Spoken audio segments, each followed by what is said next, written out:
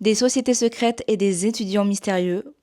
Ok, j'ai lu Insomnia, c'est l'heure du débrief. Insomnia, de Royal Storm, c'est le tome 1 de l'autrice Léa Nemesia des éditions Hugo Roman. Dans ce livre, on nous promet des sociétés secrètes, des étudiants mystérieux, une ambiance très Dark Academia, avec une romance avec beaucoup de tension. Moi, durant ma lecture, j'ai tout de suite aimé la plume de l'auteur que j'ai trouvée très belle et très fluide. Les pages se tournent toutes seules. On a quand même une romance qui est très présente, et puis à la fin, surtout, on a la révélation des secrets, et ça, vraiment, ça nous tient en haleine pendant tout le livre. Mais j'avoue que si je devais parler des côtés un petit peu négatifs de ma lecture, je m'attendais à une ambiance beaucoup plus sombre. En fait, j'ai trouvé que l'ambiance Dark Academia était un petit peu moins développée que la romance. La romance est très présente. Et j'avoue que j'aurais aimé en apprendre un petit peu plus, que ce soit beaucoup plus poussé sur le fonctionnement des sociétés secrètes, qu'est-ce qui se passe après les avoir intégrées, qu'est-ce que ça signifie réellement au sein d'Oxford. Pour ma part, on est sur un 3,5 sur 5. J'ai quand même dévoré mon livre, j'ai adoré ma lecture et j'ai hâte du coup de lire la suite. J'espère que le côté société secrète sera d'autant plus développé dans le prochain bouquin. Des sociétés secrètes et des étudiants mystérieux.